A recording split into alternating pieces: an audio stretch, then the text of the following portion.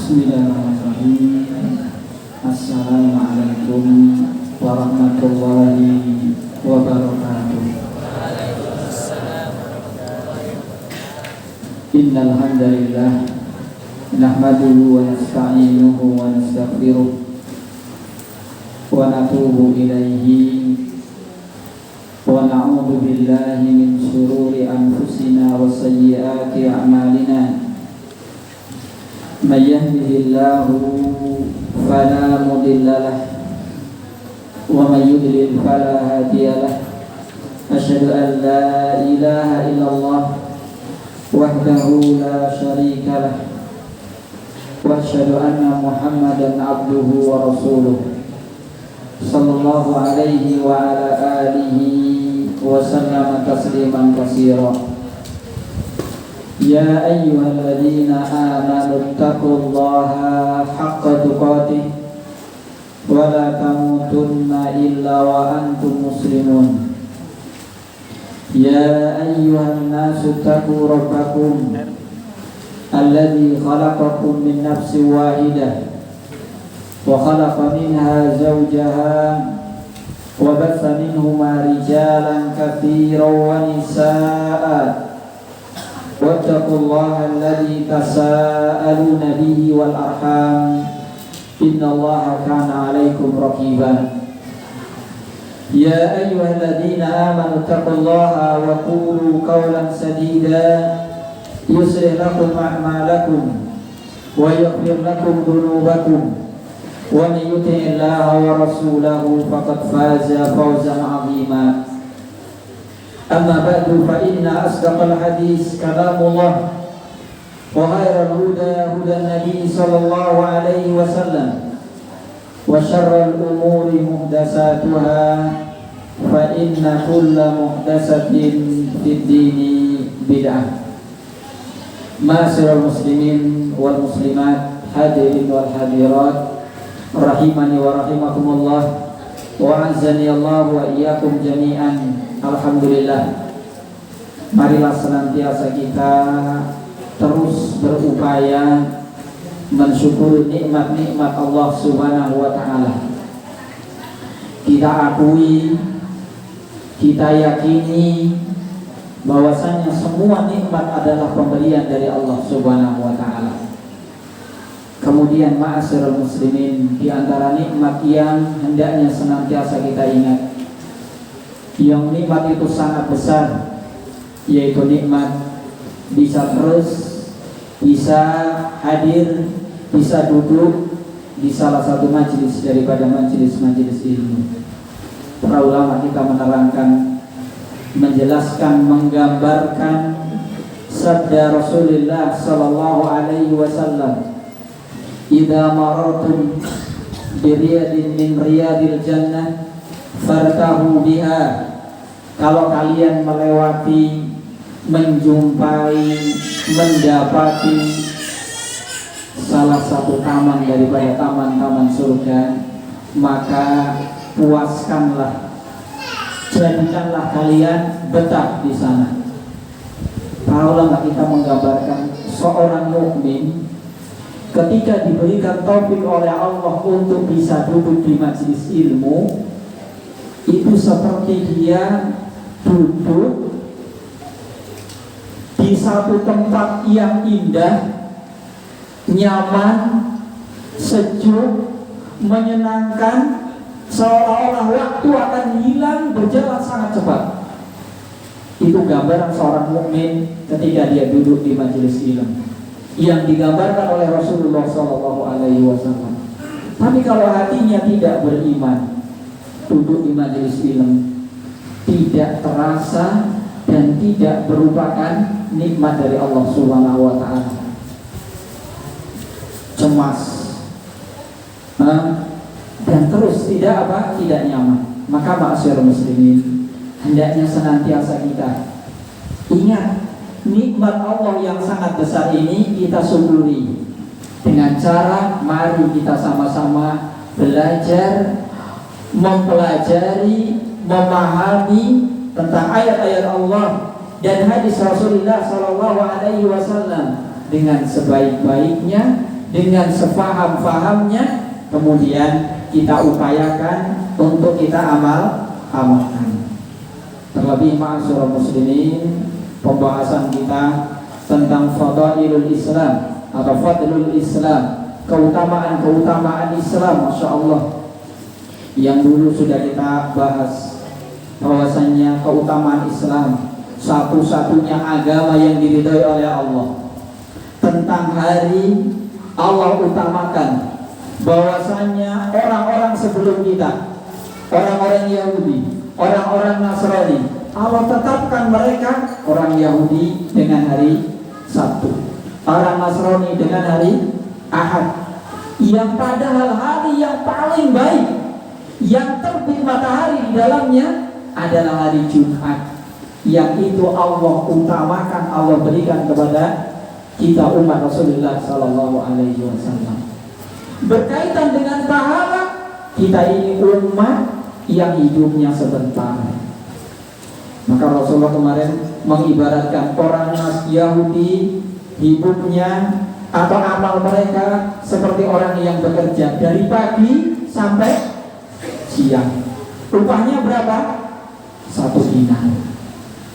Orang Nasrani setelah zuhur sampai asar, upahnya berapa? 1 dinar. Tapi kita umat Nabi Sallallahu Alaihi Wasallam, waktu sedikit, habis asar sampai menjelang maghrib, upahnya berapa? 2 kali lipat daripada pahala yang diberikan oleh orang-orang Yahudi dan kepada orang-orang Yahudi maupun kepada orang-orang Nasrani. Masya Allah.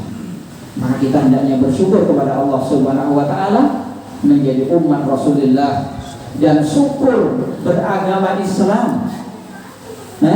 Kemudian bentuk syukur itu kita berupaya mempelajari, memahami keutamaan dinul Islam, memperkuat, memperdalam pengetahuan kita tentang Islam, kemudian kita amalkan dalam kehidupan kita.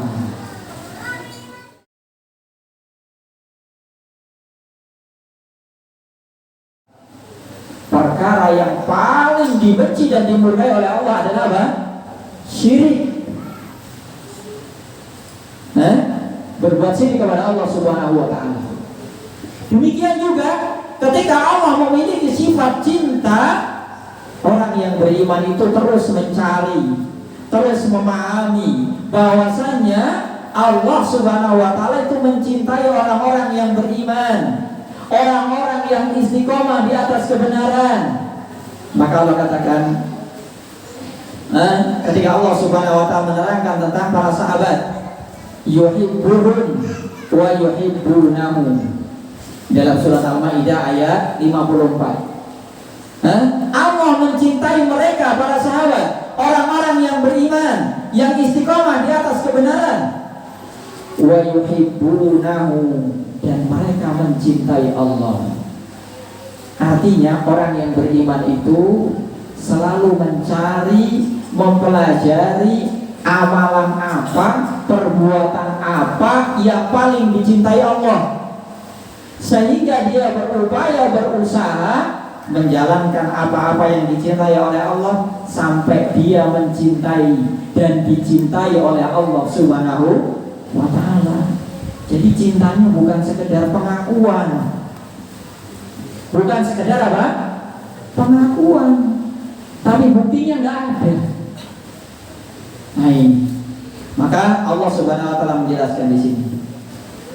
Dan juga Allah mengatakan, wallahu yuhibbut tawwabin wa yuhibbul mutatahhirin, dan Allah Subhanahu Wa Taala mencintai orang-orang yang senantiasa bertaubat dan senantiasa mensucikan dirinya. Innallaha yardha lakum salasan, Allah Subhanahu Wa Taala itu mencintai dari kalian 3 perkara.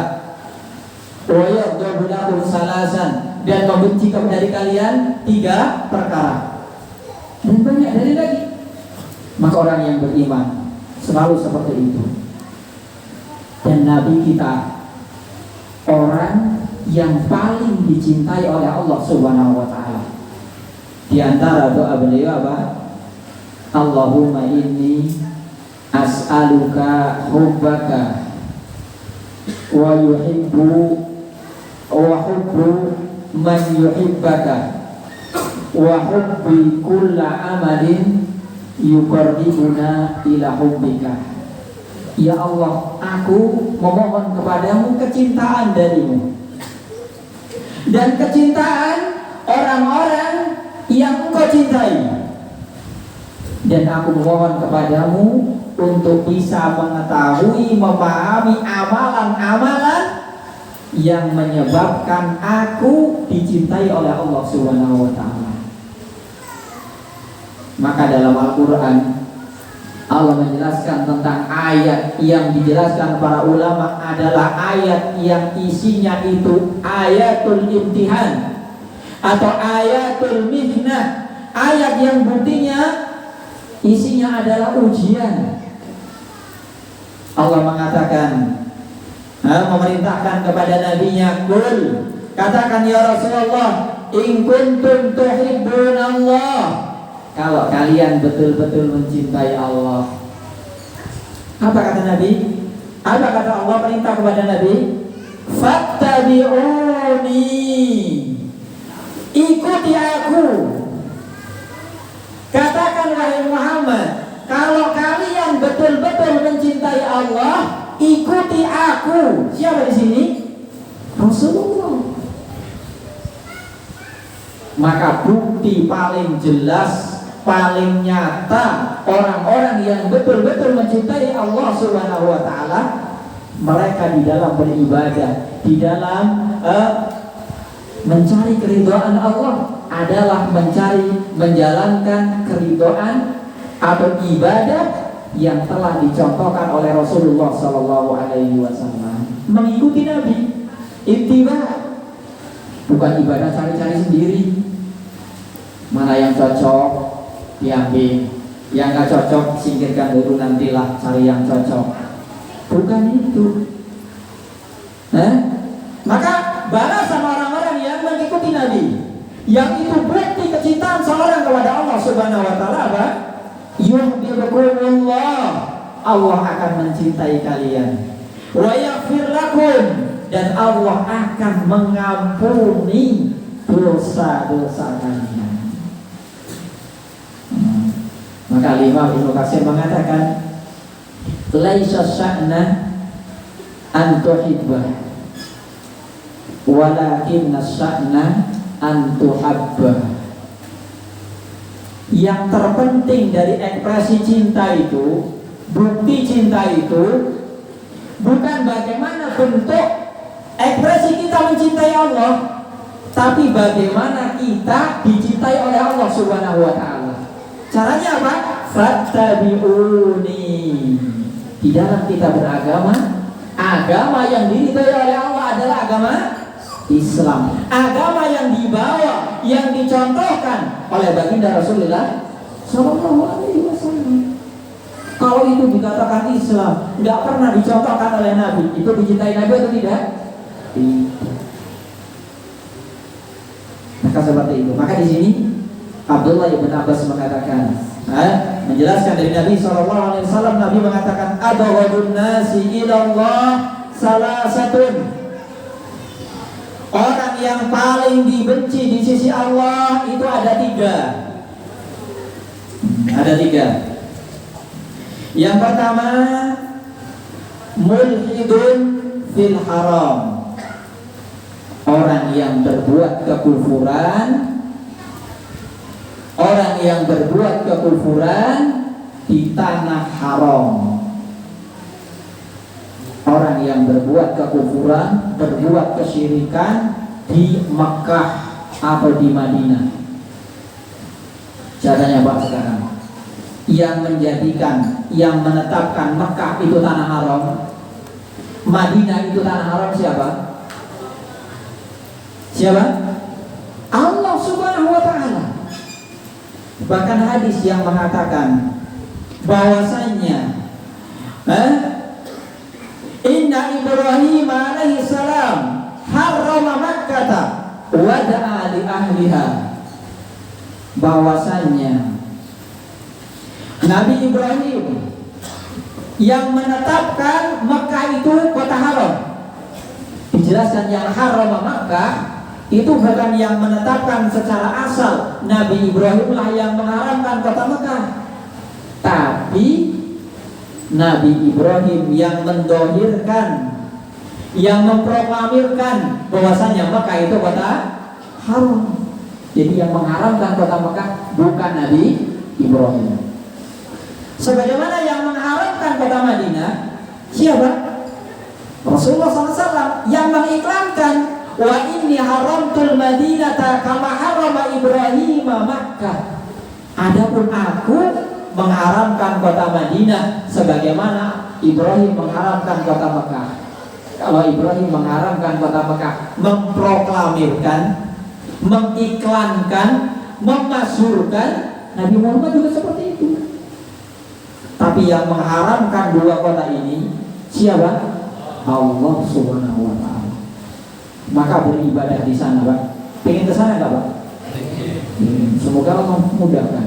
Dan kita harus punya cita-cita seperti itu. Dan kita nggak boleh berputus asa dari rahmat Allah sekarang, nggak punya duit sekarang.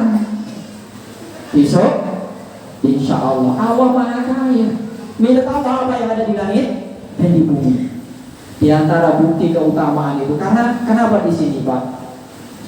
Berbuat kesyirikan, berbuat kekufuran di kota Mekah, di kota Madinah, di antara perkara yang paling dimurkai dan dibenci oleh Allah. Karena kota Mekah, kota Madinah, dua kota haram, Allah yang mengharamkannya. Kemudian sholat di sana, sholat di kota Mekah itu, Pak, Bu, yang semoga kita semuanya dimudahkan ke sana ya. Anak-anak juga tolong berilmu dimudahkan untuk menuntut ilmu di sana ya. Mengambil ilmu langsung dari sumbernya para ulama. Ibarat cari mata air, kalau ujungnya keruh, ya, nggak mungkin sumbernya ini keruh. Kalau ada orang mengatakan Mekah sama dengan tempat-tempat yang lain, ini nggak pernah baca hadis, meremehkan dan menghina Rasulullah SAW, menghina hadis Nabi SAW. Bagaimana mungkin air comberan sama dengan air yang keluar dari langsung dari sumbernya? Nggak mungkin. Nah ini, maka di sana sholat di Mekah itu, sholat di Mekah itu pahalanya seperti 1000 kali lipat daripada sholat di tempat yang lain. Sholat di Madinah juga sama, juga sama, lebih 1000 kali lipat. Maka ma'asyiral muslimin, ketika tanah itu mulia, ketika tempat itu mulia, maka berbuat dosa, berbuat apalagi dosa yang paling besar, kekufuran, mulhidun fil haram, ini adalah dosa yang paling dibenci oleh Allah Subhanahu wa taala. Coba ketika kita pelajari Nabi dakwah di Mekah itu melawan, menghilangkan kekufuran di sana. Setelah kekufuran hilang, nampak juga setelah Fathu Makkah itu menjadi pusat kaum muslimin yang selama ini kita sholat itu menghadap ke sana. Kenapa kalian sholat menghadap ke sana? Kita sholat menghadap ke sana itu bukan menghadap ke arah barat, meskipun kebetulan kita berada di arah timur Ka'bah. Kita menghadap ke arah barat itu karena Ka'bah berada di sebelah barat kita. Maka ketika kita menghadap ke sana, bahkan di antara ada buang hajat, boleh nggak buang hajat menghadap ke barat, ke arah Ka'bah? Nggak boleh. Kalau terpaksa klosetnya sudah menghadap ke arah barat, gimana? Ya yang di atas kloset yang digeser, jangan klosetnya digeser. Keberatan. Yang mau buang di situ geser. Nah, masih bisa digeser. Nah, ini keharaman Ka'bah. Maka di situ bahwasannya berbuat kekufuran di sana berbeda, lebih zalim, lebih besar dosanya, paling dimurkai dan dibenci oleh Allah Subhanahu wa taala. Nah ini, maka Masya Allah. Jadi bahwasanya Rasulullah menyampaikan keharaman Madinah, Ibrahim menyampaikan keharaman Makkah. Ketika haji wada, haji perpisahan ya, Nabi mengatakan ketika berkhutbah, mengatakan ayyu baladin hada wa ayyu syahrin hada wa ayyu yaumin hada, negeri apa ini, bulan apa ini, hari apa ini? Kalau para sahabat menjawab, baladun haram, Makkah adalah negeri haram. Wa syahrun haram, di bulan haram. Wa yaumin haram, dan hari yang haram, yaum Arafah. Maka kemudian Nabi mengatakan, fa inna dima'akum, sesungguhnya darah-darah kalian, wa amwalakum, dan harta-harta kalian, wa a'radakum, dan kehormatan-kehormatan kalian, alaikum haramun, haram atas kalian. Harta orang lain nggak boleh diambil, darah orang lain nggak boleh ditumpahkan, dialirkan kecuali dengan cara yang hak, dan kehormatan seseorang tidak boleh dirusak, dihancurkan kecuali dengan izin Allah Subhanahu wa taala. Allah katakan haramun kahurmati yaumikum hada fi baladikum hada wa syahrikum hada, seperti haramnya tanah Makkah, seperti haramnya bulan haram, seperti haramnya hari haram, yaitu hari apa? Arafah. Ini diberikan kepada siapa? Umat kita, kepada umat Rasulullah Sallallahu Alaihi Wasallam. Nah ini, maka ma'asyiral muslimin rahimani wa rahimakumullah. Jadi berbuat dosa, berbuat kejelekan itu juga bertingkat-tingkat. Dosa, ada dosa kecil, ada dosa besar, ada dosa apa? Akbarul kabair, dosa yang paling besar. Dan ini semuanya ini berbuat kerusakan di atas muka bumi. Karena Nabi ini mendakwakan Islam, menghilangkan kekufuran, menghancurkan kesyirikan. Dia tahu datang-datang apa? Berbuat syirik di kota yang dulu sudah dibersihkan oleh Rasulullah Sallallahu Alaihi Wasallam. Maka hati-hati di sana. Nah, di sana cuma beribadah kepada Allah Subhanahu Wa Taala. Dan tentang seperti ini kita harus seperti Al-Imam Al-Ajuri ketika pernah berkunjung ke kota Mekah, melihat ibadahnya ahli Mekah, ingin di sana. Masya Allah, di sana itu kalau sudah beribadah, jalan itu isinya orang, adanya mobil cuma mobil polisi aja, nggak ada orang yang beribadah malas-malasan di sana. Kemudian dia minta kepada Allah, rahimahullah, ya Allah, beri aku kesempatan hidup di Mekah ini meskipun 1 tahun, tapi dengan kejujurannya dikabulkan oleh Allah. Tinggal di Mekah 30 tahun. Tuh, bonusnya berapa? 29 tahun. Maka kita nggak boleh putus asa dari Ramadan, minta ke sana. Semoga Allah mudahkan. Baik, maka berbuat kekufuran di sana dosanya paling besar. Di antara dosa kekufuran yang paling besar.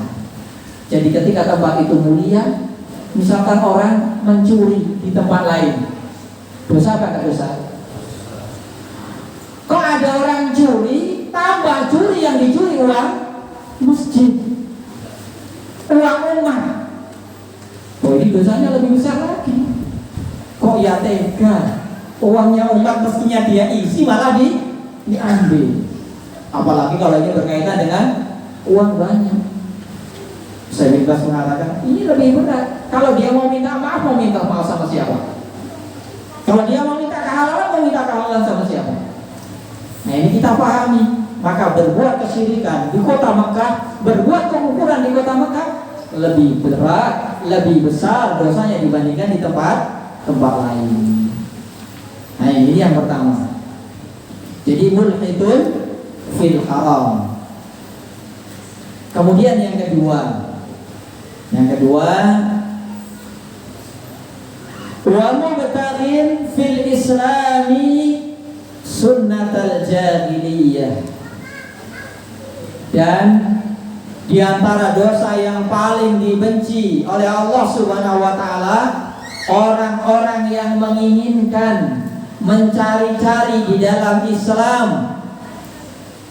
sunnatul jahiliyah, sunnah, jalan, kebiasaan, amalan orang-orang jahiliyah. Jahiliyah itu bukan cuma zaman, bukan cuma waktu. Kalau waktu setelah diutusnya Rasulullah SAW, nggak ada lagi zaman dikatakan zaman jahiliyah. Nabi setelah tadi haji wada di kota Mekah, beliau mengatakan bahwasanya semua perkara-perkara jahiliyah tahta qadamayya hadi. Hari ini semuanya hilang dan dikubur di bawah telapak kakiku. Maka Islam itu datang menghilangkan semua perkara-perkara jahiliyah. Kok ada setelah datang Islam, setelah Allah katakan tidak ada agama, cara ibadah yang diridhoi oleh Allah selain Islam, kok ada orang datang buat menghidupkan perkara-perkara jahiliyah, ibadah yang tidak pernah dicontohkan oleh Nabi SAW. Maka ini dosanya berbeda dengan dosa-dosa yang lain. Di antara perkara jahiliyah, maka dikatakan kita itu orang mukmin, selain belajar tauhid juga harus belajar syirik, biar tahu, biar gak teriak-teriak tauhid yang diamalkan syirik. Selain belajar sunnah juga harus tahu bid'ah. Selain belajar tentang ketaatan juga harus tahu mana kemaksiatan. Maka seperti dulu Umar bin Khattab radhiyallahu taala anhu mengatakan, yang kudu orang Islam akan terlepas tali daripada tali-tali Islam idza nasa'afi, kalau tumbuh di dalam Islam itu jilun, satu generasi, lam ya'riful jahiliyata, tidak mengetahui, mengenal tentang masalah-masalah jahiliyah. Maka seperti Syekh Muhammad Ibn Abdul Wahab, beliau punya tulisan namanya Masailul Jahiliyah, masalah-masalah perkara-perkara, amalan-amalan yang menjadi kebiasaan orang-orang jahiliyah. Di antaranya orang-orang jahiliyah itu menganggap kebenaran itu dengan banyak. Itu termasuk kebiasaan orang jahiliyah. Sekarang ada apa enggak? Ada. Yang banyak yang menang ya. Kalau menentukan baik tidaknya bukan dengan banyak, tapi dalil dari Al-Quran dan Sunnah. Maka ini termasuk perkara-perkara jahiliyah. Menganggap keberkahan diambil dari selain Allah. Maka dijelaskan para ulama, hendaknya orang mukmin itu terus belajar. Maka dengan bentuk syukur kita kepada Allah, diberikan, dihidupkan di atas Islam, pelajari sunnah Nabi, pelajari syariat Allah, ayat-ayat Allah. Juga nanti semoga Allah nanti berikan kesempatan kepada kita untuk mempelajari juga masailul jahiliyah, perkara-perkara tentang apa yang menjadi kebiasaan orang-orang jahiliyah. Entah nanti ustaz siapa yang bisa ngajar di sini, enggak ada masalah. Siapapun nanti mungkin yang dari anak-anak kita yang bisa mengajarkan, Masya Allah. Yang dengan itu sampai kepada kita, yang ini akan membantu dan menolong kita untuk selamat dari masalah-masalah apa? Jahiliyah. Nah, karena apa? Nabi SAW dan para sahabatnya dalam surat Al-Fath ketika Allah menerangkan, huwallazi arsala rasulahu bil huda wa dinil haq, dialah Allah yang mengutus rasulnya dengan petunjuk, petunjuk ilmu yang bermanfaat, wa dinil haq, dan agama yang benar, yaitu amal yang saleh, liyudhhirahu 'ala dini kullih, agar Allah memenangkan Islam ini atas agama yang lain. Wa kafa billahi syahida, dan cukuplah Allah sebagai saksinya. Setelah Allah menangkan Islam, dohirkan Islam melalui perjuangan, tetesan keringat, tetesan darah Rasulullah dan para sahabat, para syuhada sahabat. Setahu-tahu ada orang mendakwahkan perkara jahiliyah, katanya ini bagian dari agama. Maka ini perkara yang paling dibenci dan dimurkai oleh Allah Subhanahu wa Ta'ala. Maka berarti secara tidak langsung dia merusak agama yang telah diperjuangkan oleh Rasulullah Sallallahu Alaihi Wasallam. Kalau mau dibicara atau dibilang kasar, dia itu pengkhianat. Nah, kalau pengkhianat agama, Masya Allah. Nah, maka perlu kita perhatikan. Maka Nabi Shallallahu Alaihi Wasallam mengatakan dalam hadis yang sahih, Inna Allah nadara ila ahlil ardi famaqatahum arabahum wa ajamahum illa baqaya min ahlil kitab. Ketika Allah Subhanahu wa Ta'ala melihat kepada penduduk bumi, Allah murka, marah, dari orang Arab maupun orang ajamnya, semuanya di atas jahiliyah. Illa baqaya min ahlil kitab, kecuali sedikit sekali dari orang-orang ahli kitab. Maka kemudian Nabi Shallallahu Alaihi Wasallam menghilangkan semua perkara-perkara jahiliyah ini tadi dengan dakwah beliau, dengan perjuangan beliau di Mekah. Perjuangan beliau, Masya Allah. Maka dari sholat kita, dari belajar kita, dari qiraatul Quran kita, itu semuanya diantara buah perjuangan Nabi Shallallahu Alaihi Wasallam. Satu diantara perkara jahiliyah, Pak, diantara yang nampak jelas juga. Dulu orang-orang jahiliyah itu kalau istrinya hamil, mau melahirkan, istrinya lagi susah payah ini wahnan ala wahnin mau melahirkan, suaminya buka tanah, gali lubang di samping istri. Yang Allah ceritakan, wa idzal mau'udatu su'ilat, apabila nanti yaumul qiyamah orang-orang atau perempuan-perempuan yang dikubur hidup-hidup, mereka ditanya, mereka bertanya, bi ayyi dzambin qutilat, sebab apa, dosa apa yang menjadikan kami nggak boleh hidup di atas muka bumi ini? Nanti akan ditanya. Dan itu kan diantara yang masyhur ya, perkara jahiliyah.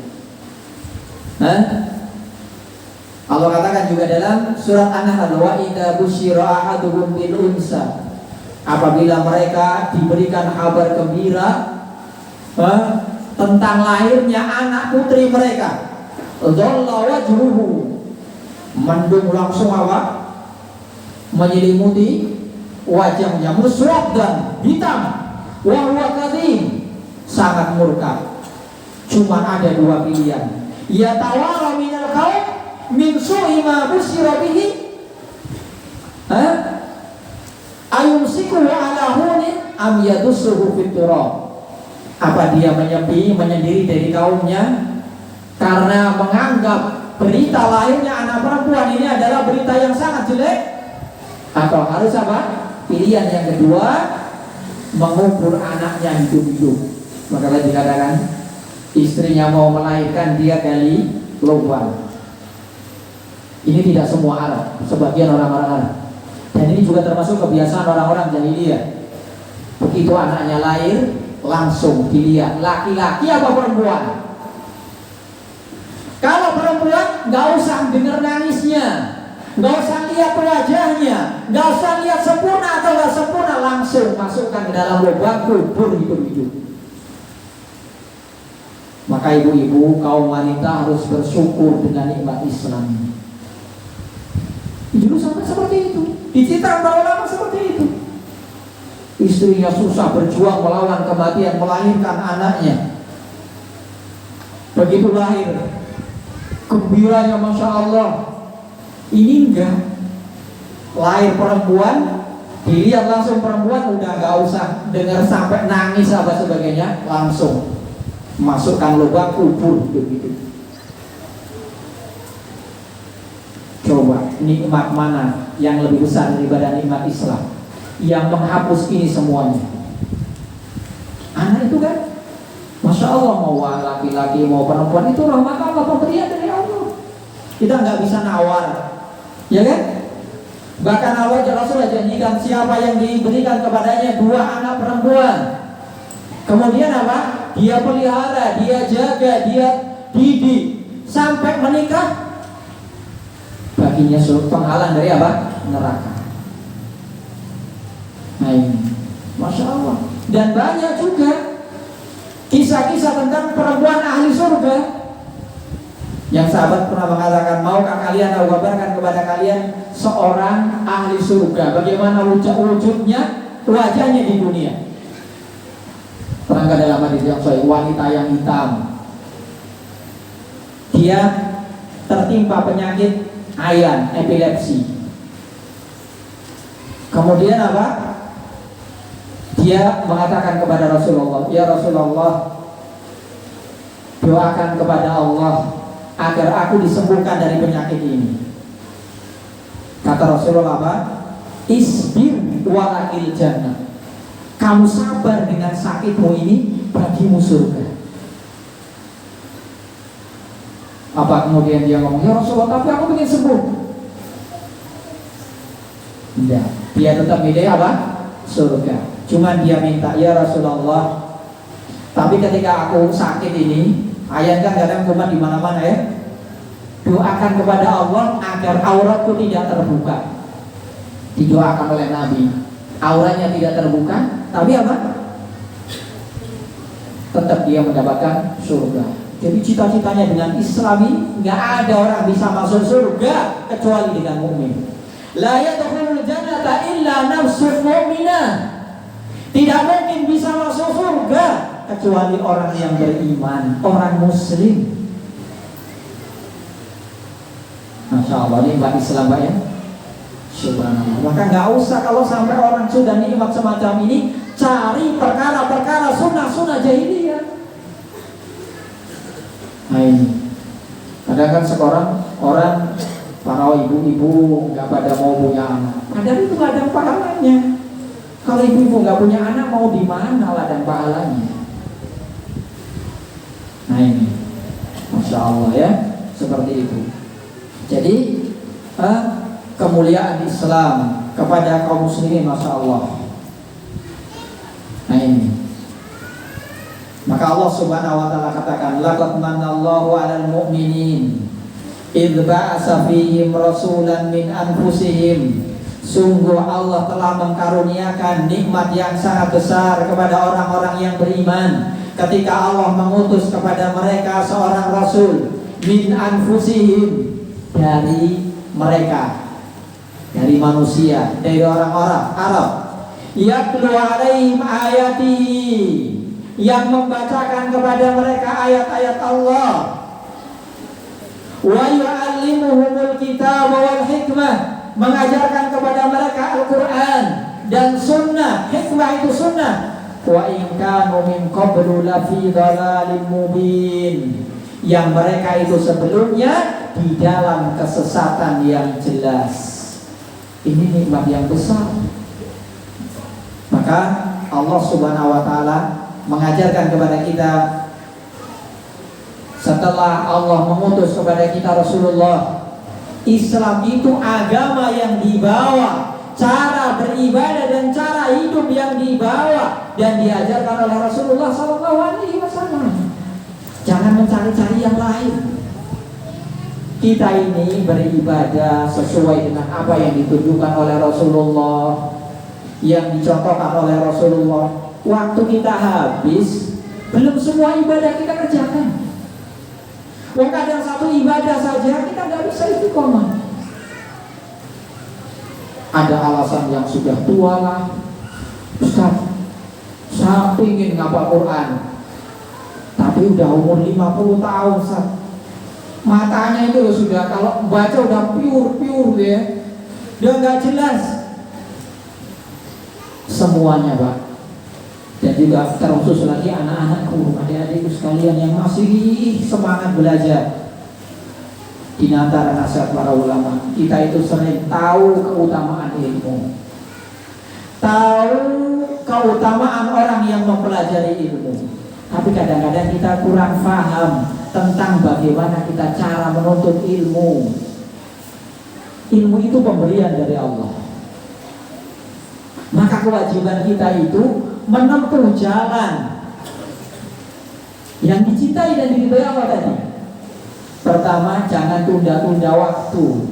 Ya, waktu kesempatan belajar yang benar sudah umur 50 tahun, jangan ditunda lagi. Saya Abdul Razak pernah ditanya, Syekh, di masa pandemi kemarin belum lama, apa mungkin Syekh kita ini menghafal Al-Quran di umur 50 tahun? Apa jawab beliau? Oh, gak bisa. Bukan. Kepalanya udah putih semua, gimana mau ngapal Quran? Udah punya cucu. Enggak seperti itu kata beliau, Pak. Bisa. Bahkan yang kecil saja kalau gak sungguh-sungguh gak akan bisa. Kata beliau sampai apa? Saya saja, saya itu mengatakan, saya saja baru bisa mengatakan Al-Quran di usia lebih dari 50 tahun. Ini seorang alim minal ulama. Nah ini, maka kita juga harus seperti itu. Baik, ada dulu ya. Baik, ada dulu.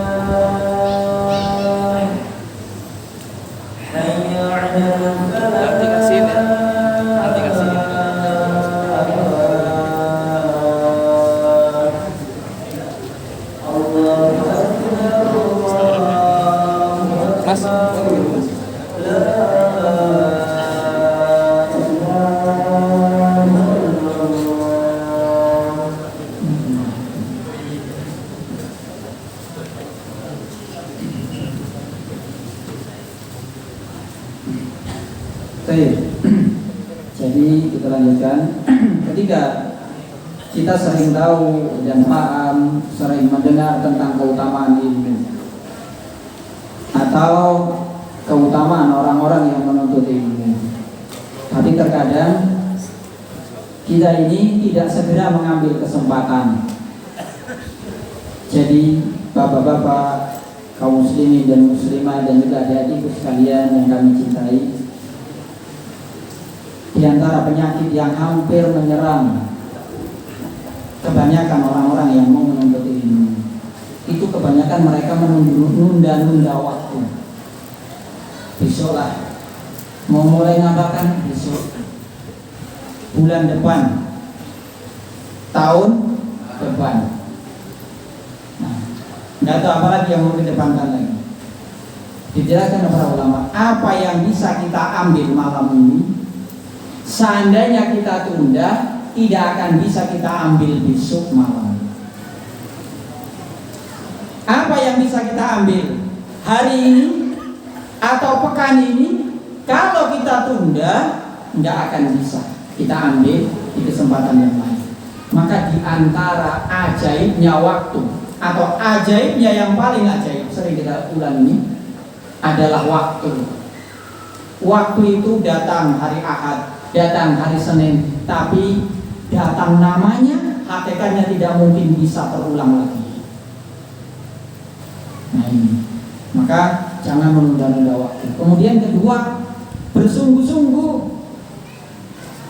Jadi kita mendapatkan dan memperoleh ilmu itu bukan karena kepandaian kita, bukan, tapi karena rizki dari Allah Subhanahu wa ta'ala. Bersungguh-sungguh, maka Allah katakan, wa man jahadu fina lanahdiyannahum subulana. Siapa yang bersungguh-sungguh di jalanku, akan kami tunjukkan kepadanya apa? Jalan. Kemudian yang ketiga, selalu minta pertolongan dan berdoa kepada Allah Subhanahu wa ta'ala. Sering juga kita ulang, Nabi itu tiap pagi nggak pernah melewatkan minta doa yang pertama kali sebelum minta rizki, sebelum minta amal yang diterima. Allahumma inni as'aluka ilman nafi'an wa rizqan thayyiban wa amalan mutaqabbalan. Didahulukan minta ilmu dulu. Dan ini juga harus kita upayakan, setiap hari harus kita baca 1 lembar, 2 lembar, biar bukunya setebal tisu ini. Kalau tiap hari kita cicil 1 lembar, 1 lembar, cara selesai. Tapi biarpun tipis segini, kalau bacanya besok lagi sampai tahun depan, akan selesai. Betul apa betul? Ya seperti itu keadaannya. Maka harus kita perhatikan. Apalagi ma'asyiral muslimin yang dimuliakan oleh Allah Subhanahu wa ta'ala, ini perkara yang sangat penting dalam masalah apa? Masalah ilmu ini. Karena ilmu ini mempengaruhi segala sesuatunya, Pak. Segala sesuatu dipengaruhi dengan Islam. Dengan ilmu. Islam itu agama ilmu. Nah, ini. Maka tadi perkara yang paling dimurkai oleh Allah, mulhidun fil haram, berbuat kesyirikan, berbuat kekufuran di kota haram.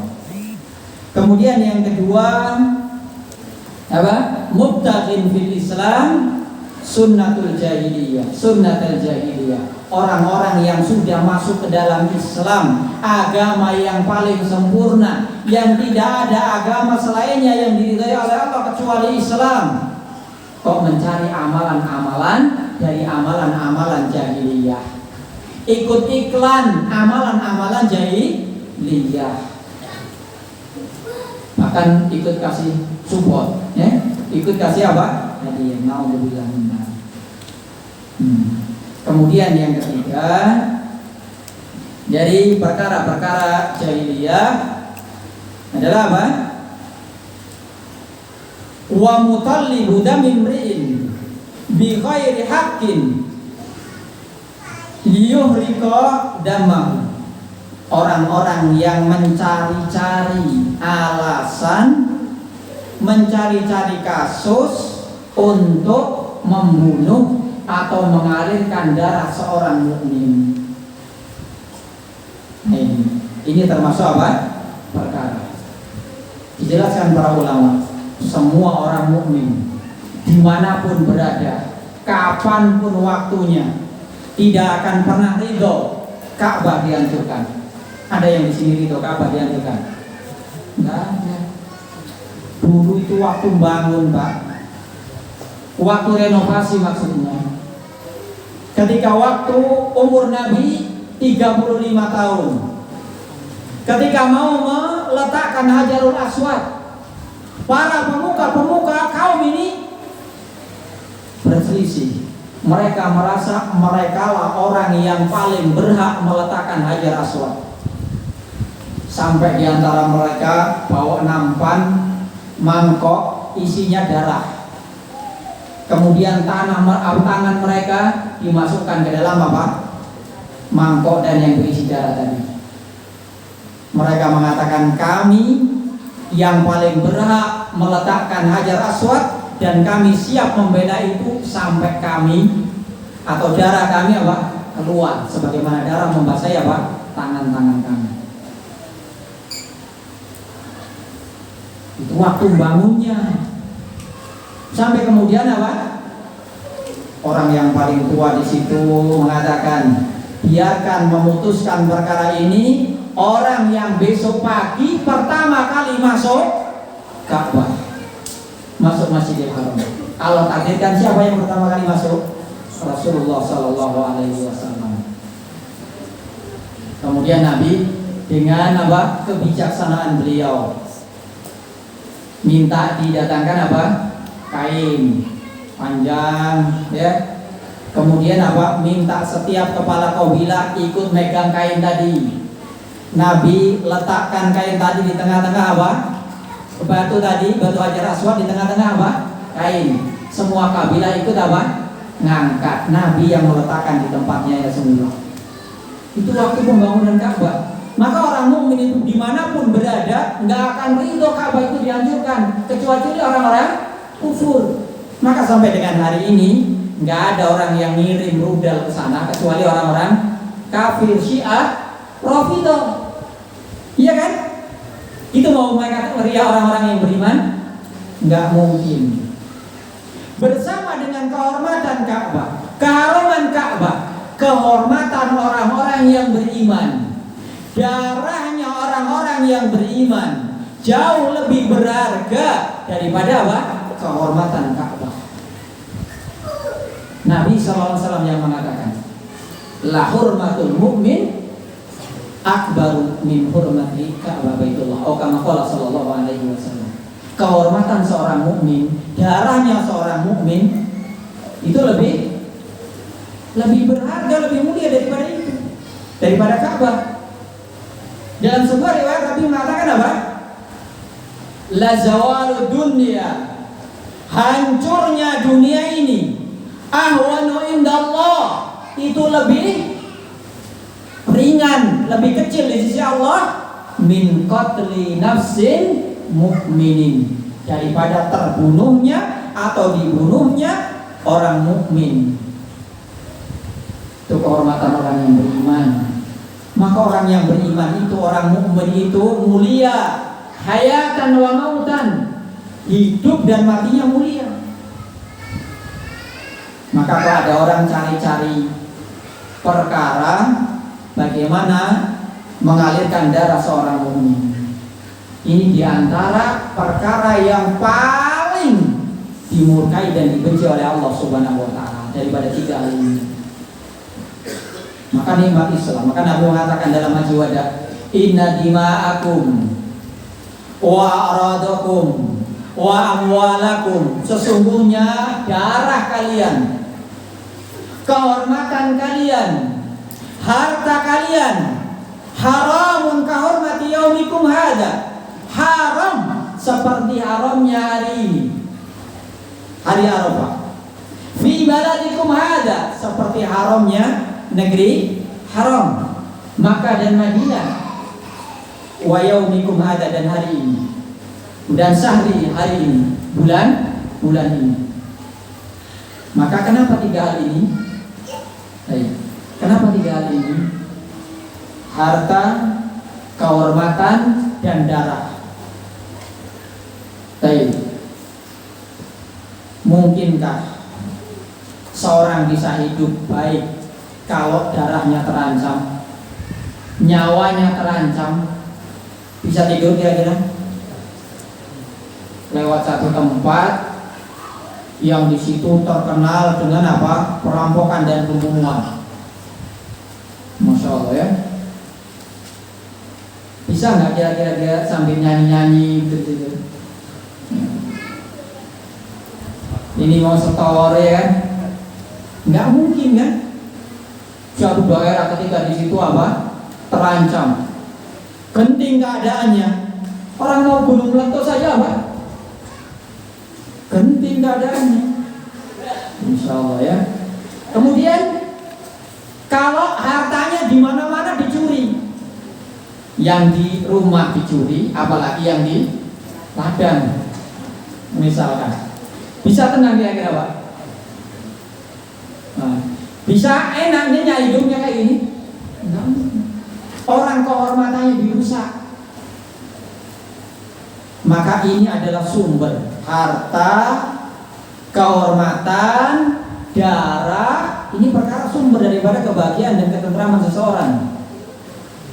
Maka di sini dijaga di dalam Islam, diantaranya harta seseorang dijaga, kehormatan dijaga, yang harus berhak dibagi sesuai dengan keberhakannya. Maka harta itu kan biasanya jadi sumber masalah Pak ya, di mana-mana ya. Daun pulus itu jadi sumber masalah. Ada anak tengkar sama orang tuanya, saudara sama saudaranya. Kebanyakan masalah apa? Masalah apa? Maka diatur di dalam Islam supaya teratur dan tidak terjadi apa? Masalah-masalah yang tidak diinginkan. Maka ini termasuk perkara yang menjadikan Allah murka. Karena itu termasuk apa? Merebut hak Allah. La yahillu damu mri'in muslimin illa bi'ihda salas. Tidak halal darah seorang mukmin itu dialirkan kecuali dengan salah satu daripada tiga ini. As-sayyibu zani, orang yang sudah menikah kok berbuat zina. Halal apa? Darahnya. Tapi bukan sembarang orang. Harus yang melaksanakan ini apa? Hukumah negara. Wan nafsu bin nafsi. Orang yang membunuh balasannya apa? Dibunuh. Maka kalau cuma mau menghilangkan pembunuhan, caranya gini. Kalau orang dibunuh di penjara, keluar bunuh 2 orang lagi. Penjara 2 tahun, keluar 4. Terus bertambah seperti itu. Apalagi kalau dikasih uang selesai. Pengadilan dunia itu kan seperti itu ya. Coba kalau siapa yang membunuh dibunuh, dia pikir sekarang saya membunuh, besok cuma nunggu giliran, besok gantian.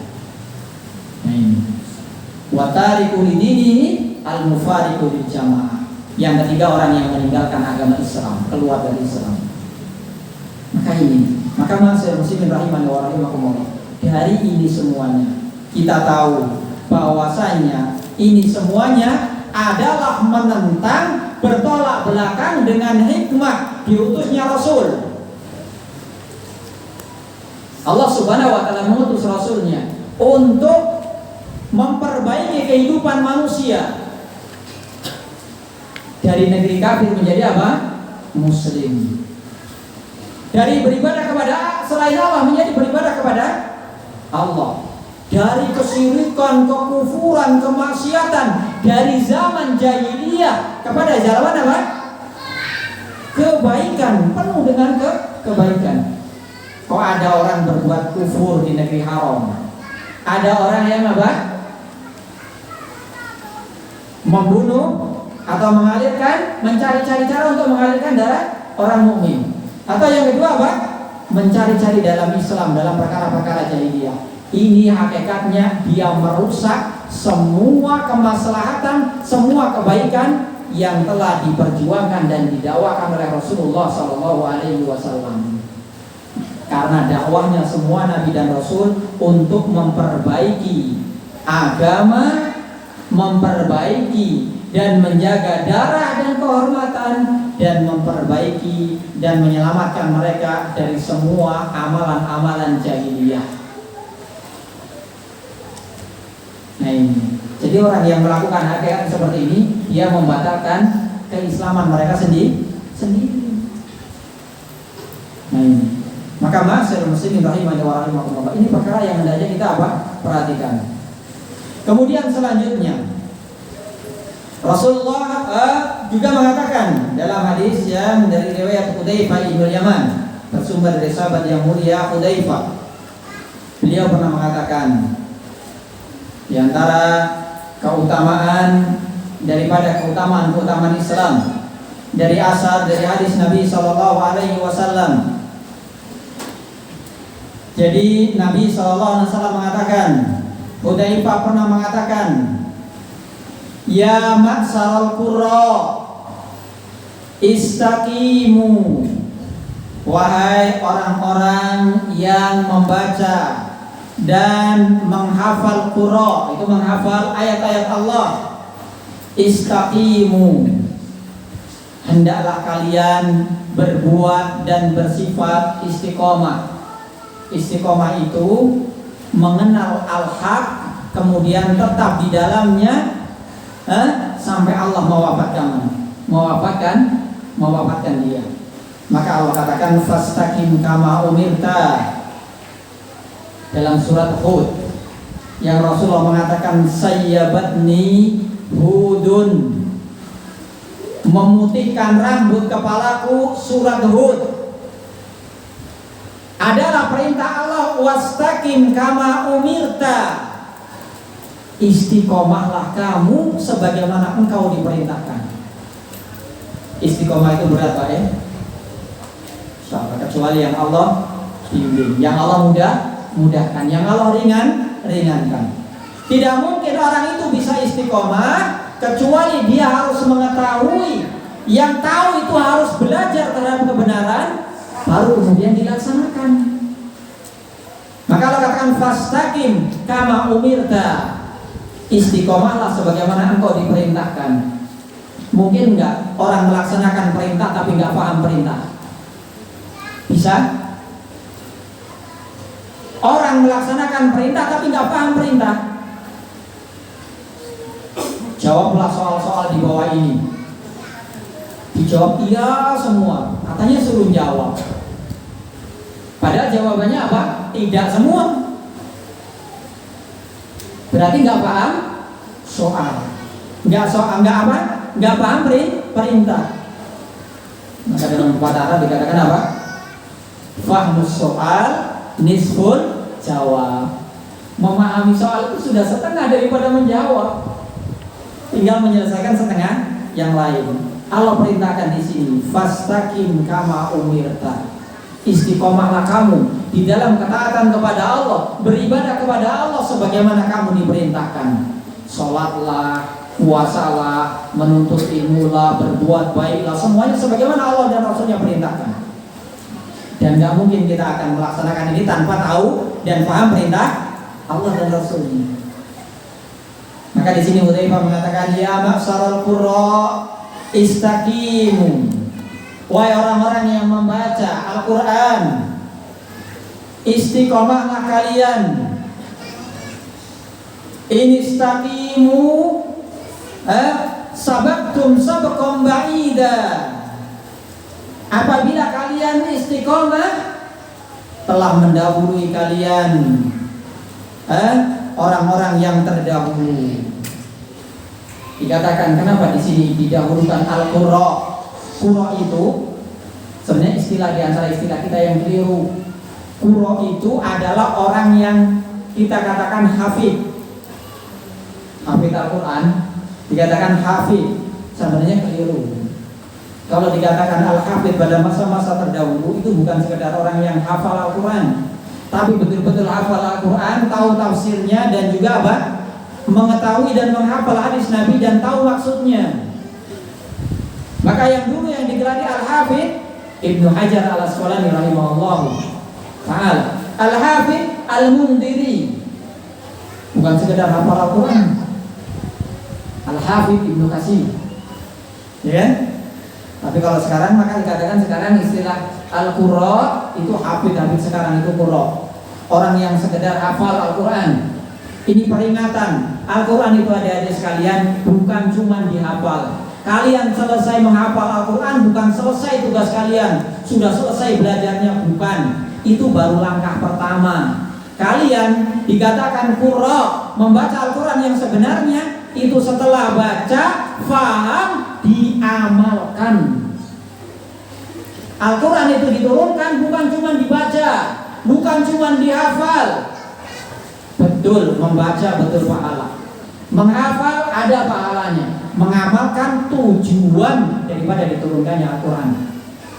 Maka dulu Hasan Al-Basri mengatakan, Al-Imam Hasan Al-Basri, alim min ulama tabi'in, dia pernah mengatakan bahwasanya apa? Unzil Al-Quran liyu'mana bihi. Al-Quran itu diturunkan untuk diamalkan. Ittakhadhan nasu qira'atahu amalan.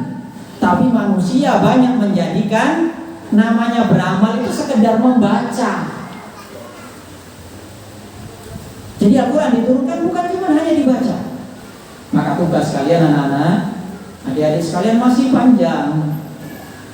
Selesai menghafal itu baru langkah pertama. Masih ada 2 langkah lagi. Difahami dan juga diamalkan. Kenapa di sini Hudzaifah bin Yaman? Jadi kan di sini beliau datang ke masjid, ada orang yang semangat hanya menghafal Al-Quran. Beliau panggil, ya ma'syaral qurra, istaqimu faqad sabaqtum sabaqan ba'ida. Wahai orang-orang yang membaca Al-Quran, istiqomahlah kalian, fahami perintah Allah. Sayyabadni Hudun, ketika membaca ayat Hud ini, fastaqim kama umirta, putih rambutnya. Beratnya istiqomah. Kemudian fa in akhadtum yaminan wa shimalan laqad dalantum dalalan ba'ida. Kalau kalian melenceng ke kanan dan melenceng ke kiri, kalian telah tersesat sejauh-jauhnya. Kenapa yang dikhususkan di sini yang dipanggil adalah qurra? Karena kebanyakan orang-orang itu memandang kepada orang-orang yang hafal Al-Quran. Kalau yang hafal cuman sekedar hafal, tidak membaca yang sebenarnya, maka apa?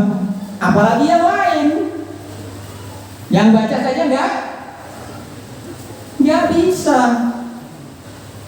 bisa ngomong lah kalau ketemu dengan yang seperti itu. Mau gimana lagi ya? Tapi masih ada waktu, masih bisa melihat matahari terbit, rambut putih sekalipun bisa. Maka dari Syaikhul Islam mengatakan, saya sendiri mulai bahkan menyelesaikan hafalan itu sudah lebih daripada 50 tahun. Minta kepada Allah, jujur. Imam Al-Nizi tadi apa? Minta cuma bisa tinggal setahun di Mekah, diberi berapa? 30 tahun. Nah ini, maka kita harus sungguh-sungguh. Harus sungguh-sungguh. Baik. Jadi disinilah orang-orang yang dikatakan ya ma'syaral qurra, karena membaca Al-Quran, Allah turunnya alladzina atainahumul kitab yatlunahu haqqa tilawati. Karena orang-orang yang benar-benar membaca Al-Quran adalah orang-orang yang betul-betul membaca, faham dan diamalkan. Bukan berarti mengecilkan membaca dan menghafalkan, bukan. Itu langkah pertama. Nggak mungkin kita bisa melangkah ke langkah berikutnya dengan baik kecuali setelah apa? Langkah pertama. Nah ini. Maka kemudian beliau mengatakan, seandainya orang yang membaca Al-Quran tidak betul-betul memahami dan mengamalkannya, beliau mengatakan semoga Allah tidak memperbanyak orang-orang yang seperti itu. Karena hanya banyak menipu manusia. Maka ma'asyiral muslimin rahimani wa rahimakumullah, di antara keutamaan Islam adalah menunjukkan semua kebaikan, mencegah dari semua perkara-perkara yang jelek, perkara-perkara jahiliyah. Dan Islam menjaga, memelihara harta, kehormatan, dan darah kaum muslimin, yang dengan itu kehidupan kita ini akan tenang, akan tentram, akan apa? Bahagia di dunia dan di akhirat. Nah, maka disinilah Islam yang sesungguhnya. Ad-dinu yusrun, agama yang mudah. Yang hendaknya kita perhatikan di sini. Baik, maka masya Allah, sangat perlu untuk kita mempelajari, memahami tentang agama Islam ini. Kemudian yang terakhir, insya Allah, sebelum kita sholat, Sufyan ibn Uyainah juga mengatakan bahwasanya Abdullah ibn Mas'ud mengatakan, laisa amun illa walladhi ba'dahu asyarrun minhu. Tidaklah datang suatu kaum, tidaklah datang suatu masa kecuali zaman yang setelahnya akan lebih jelek. Bukan di sini maksudnya lebih jelek dari sisi hujan, dari sisi kehidupan, bangunan, dari sisi kendaraan. Kalau itu kan rumah tambah lama ternyata tambah bagus ya Pak. Mobil juga tambah hilang. Tapi bukan itu yang dimaksud. Tidaklah datang suatu zaman kecuali zaman itu lebih jelek dari zaman sebelumnya. Kenapa dikatakan di sini? Dalam masalah juga keutamaan agama Islam, karena tidaklah datang suatu zaman kecuali setelah itu nggak ada orang yang hidup selamanya. Ada ulama yang meninggal dunia. Meninggalnya ulama belum tentu bisa digantikan orang-orang satu kampung di situ. Bahkan hilangnya satu ulama belum tentu bisa digantikan setengah daripada penduduk bumi. Bahkan kadang hilangnya satu ulama belum tentu bisa digantikan oleh semua penduduk bumi. Maka di sini perlunya alim minal ulama. Perlu kita pelajari agama Allah. Perlu adanya pendidikan tarbiyah mereka, anak-anak kita yang akan meneruskan estafet perjuangan hidup di atas dunia ini beribadah kepada Allah, anak-anak kita. Maka hendaknya kita memperhatikan hal ini. Dan apalagi hari-hari ini yang fitnah, baik itu fitnah syubhat, kerancuan berpikir, maupun fitnah syahwat kepada lawan jenis, masya Allah sangat berat. Dulu zaman-zaman kita tahun 90-an ke sana, mau kenalan itu kan susah. Sekarang masya Allah, ya. Fitnahnya juga masya Allah. Betapa banyak orang yang terjerumus ke dalam perzinaan terhadap praktek-praktek yang tidak berguna dan berdosa. Karena sebab multimedia, gadget dan sebagainya. Maka dulu kita ingat, coba kita perhatikan, tidak ada yang bisa menjaga dan menyelamatkan mereka kecuali penjagaan dan dari Allah Subhanahu wa Ta'ala melalui syariatnya. Maka dulu Rasulullah SAW, ingat bapak-bapak, ibu-ibu sekalian, kita semuanya yang punya anak, bahkan anak-anak sendiri, yang kalian harus menghadapi fitnah yang lebih besar dari fitnah-fitnah sebelumnya. Perhatikan satu faedah yang terakhir, insyaallah. Ketika Nabi SAW ditanya dan dimintai izin oleh seorang pria, seorang laki-laki yang ingin menikah, kemudian belum mampu, minta izin kepada Rasulullah, ya Rasulullah, idzan li bizina, ya Rasulullah, izinkan aku berbuat zina. Lalu Nabi SAW mengatakan, diizinkan. Ya sudah diizinkan. Setelah itu berpaling, dipanggil lagi. Kemudian Nabi mengatakan, atardoina atau atardoita li ummik, apa kalau kamu punya ibu, kamu ridho ibumu dizinai? Atardoina atau atardoita li ukhtik, seandainya engkau punya kakak perempuan, ridho enggak kakakmu dizinai? Lah, terus kata Nabi, itu kalau tidak ibu, kakak, saudara perempuan seorang, siapa lagi? Maka kemudian Nabi SAW mendoakan, Allahumma tahhir qalbahu waghfir dzambahu wa hassin farjahu. Kemudian Nabi mendoakan dengan ini, ya Allah, pertama ighfir dzambahu, ya Allah ampuni dosa-dosa dia. Wa hassin farjahu, jaga kehormatannya. Wa tahhir qalbahu, bersihkan hatinya. Maka ibu-ibu, bapak-bapak sekalian, kita semuanya punya anak-anak yang beranjak dewasa, telah dewasa, atau akan dewasa. Mereka anak-anak kita sangat butuh doa dari kita para orang tua. Baik orang tua asli secara nasab atau orang tua dari para pengasuh dan ustadz-ustadz kita. Di antara sebab kebaikan seseorang dan kebaikan keluarga seseorang adalah dia senantiasa perhatian dengan anak-anak kaum muslimin. Maka tolong sisipkan di doa-doa kalian, di doa-doa kita untuk anak-anak kita dalam menghadapi masa-masa yang masya Allah fitnah di mana-mana, syahwat, syubhat, masya Allah. Kita ini kan kemana-mana serba salah. Pandang ke atas kelihatan bagian atas, ke bawah sendal, ya, ke tengah, insya Allah. Masalah tapi dilihat terus.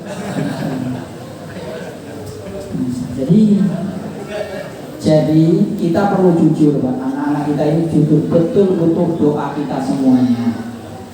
Bukan cuma butuh doa untuk kemudian mereka belajar, tapi butuh diampuni dosa-dosa mereka. Selain dosa-dosa kita, bukankah ketika kita mendoakan mereka, malaikat yang mengatakan wala kamis misrahu. Maka ini kita mengajak sama-sama, kita juga punya anak setengah lusin, nggak banyak, baru setengah lusin. Itu insya Allah. Jadi diingat ya Pak ya, pesan terakhir itu, mari kita doakan anak-anak kita terus, jangan sampai lupa, agar Allah mengampuni dosa-dosa mereka, dan membersihkan hati-hati mereka, menjaga kehormatan mereka. Apalagi pesantren Pak, santri itu Pak beda sama orang-orang yang di luar sana. Kalau orang-orang yang di luar sana lihat pakaiannya pas-pas itu biasa aja. Kalau santri baru lihat sendal ahwat sudah ser. Jadi perlu banyak apa? Doa. Baik. Allahu a'lam bishawab. Ini ada pertanyaan. Tolong penjelasan mengapa kota Mekah dan kota Madinah dikatakan sebagai kota haram. Baik, Allah a'lam bishawab, bahwasanya al-hurmah itu artinya terjaga. Maka Mekah dan Madinah, Allah subhanahu wa ta'ala yang mengatakan, yang mengharamkan kota Mekah dan kota Madinah melalui dua lisan kekasihnya. Mekah melalui lisan kekasih beliau Ibrahim Khalilullah, dan Madinah melalui lisan Nabi kita Muhammad sallallahu alaihi wasallam. Tentang kenapa, Allah yang maha tahu, dan Allah yang maha adil meletakkan sesuatu itu sesuai dengan apa? Sesuai dengan apa? Kemuliaannya. Di antaranya doanya orang-orang soleh. Bahkan di antara keterangan para ulama, tidak ada seorang muslim pun kecuali mencintai tempat tersebut. Dan tidak ada seorang alim minal ulama pun kecuali juga pernah menginjakkan kaki di kota Mekah dan kota Madinah. Kemuliaan suatu tempat karena kemuliaan yang ada dan Allah berikan kepadanya. Maka ketika tempat itu Allah muliakan, maka berbuat dosa di sana tidak seperti berbuat dosa di tempat yang lain. Meskipun bukan berarti nggak ada pencurian di sana, ada. Dosa di sana ada, tapi dosa di sana tidak seperti dosa-dosa yang di tempat yang lain. Sebagaimana ibadah di sana tidak seperti ibadah di tempat yang lain. Maka misalkan Allah berikan kepada kita kesempatan untuk umroh atau untuk haji, coba kita lihat di sana. Kadang kita lihat aktivitas mereka saja kita, masya Allah, Jadi intinya Allah yang memilihnya, Allah yang mengharamkannya, yang kemudian Allah yang menjaganya. Bayangkan ketika Allah memilih meletakkan Ibrahim, Ismail bersama ibunda Hajar di Makkah, di sebuah lembah, nggak ada air, nggak ada makanan, nggak ada orang di situ. Bertanya kepada Ibrahim, Allahu amaraka bihada, apa Allah yang memerintahkanmu untuk meletakkan aku di sini? Ibrahim mengangguk. Kata ibunda Hajar apa? Mengatakan apa? Idan, kalau demikian keadaannya, lan yudayyi'an Allah. Allah tidak mungkin menyia-nyiakan kami. Maka betul kehidupan mereka di sana itu, Pak. Semua minuman ini seperti ini di semua masjid-masjid itu gratis. Nggak ada yang bayar. Toilet apalagi semaunya, mau masuk 3 kali juga boleh. Jadi di situ Allah Subhanahu Wa Taala yang mengharamkan mereka kedua tempat tersebut melalui hadis yang sahih. Nah, melalui hadis yang sahih. Baik. Satu pertanyaan lagi. Berbicara tentang keutamaan Islam, tentu tidak dapat dipungkiri perhatian kita tentang keutamaan bagi penghafal Al-Quran. Bagaimana kedudukan orang Khawarij yang satu sisi punya keutamaan ini, tapi sisi lain dikatakan sebagai anjing-anjing neraka. Baik, seperti tadi dikatakan, bahwasannya membaca Al-Quran yang sebenarnya, seperti tadi dikatakan Hudzaifah bin Yaman, bahwasannya orang yang membaca Al-Quran yang sebenarnya harus terpenuhi padanya 3 hal. Hifad, kemudian apa? Qiraah, dan yang ketiga apa? Al-amal. Menghafal, membaca, dan beramal. Mengamalkan Al-Quran. Bahkan yang paling penting adalah beramal. Maka Allah katakan wasyamsi wa duhaha wal qamari idza talaha. Matahari apabila berjalan pada waktu duha, kemudian apa? Setelah tenggelam, wasyamsu wal qamari idza talaha, baru diikuti oleh bulan.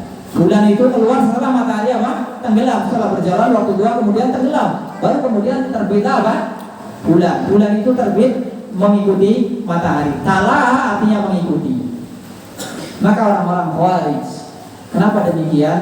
Pertama, karena mereka membaca hurufnya, tapi Rasulullah katakan yaqra'una al-Qur'an la yujawiru atau la yujawizu taraqiyahum. Atau kama qala sallallahu alaihi wasallam. Mereka membaca Al-Qur'an tapi enggak lewat kerongkongan mereka.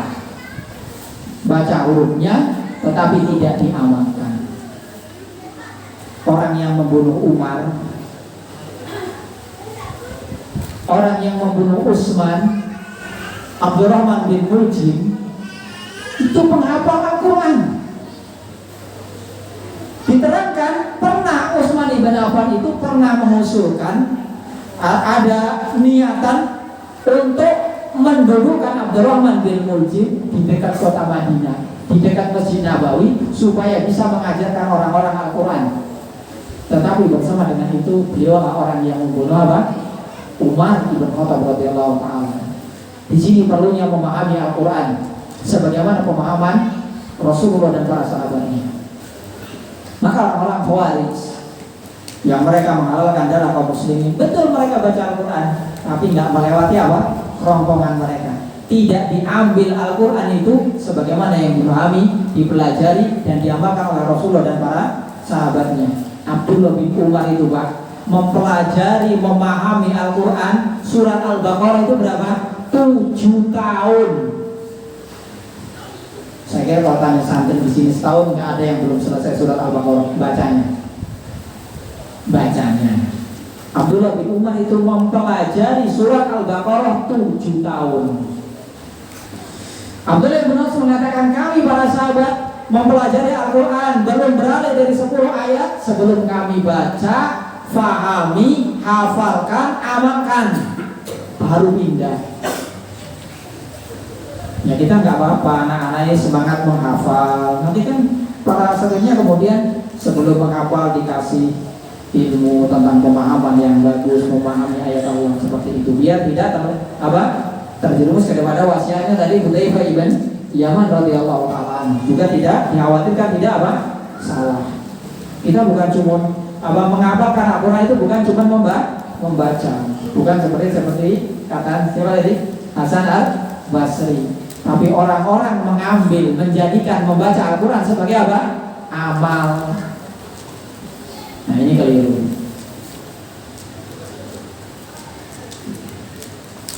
Kemudian ini masalah fikih tentang larangan makmum mendahului imam. Banyak dari imam sekarang sudah posisi ruku atau sujud baru takbir, agar gerakan makmum tidak bareng atau mendahului imam. Bukankah takbir intikal itu takbir perpindahan? Bukankah posisi ruku atau sujud itu bacaannya bukan takbir?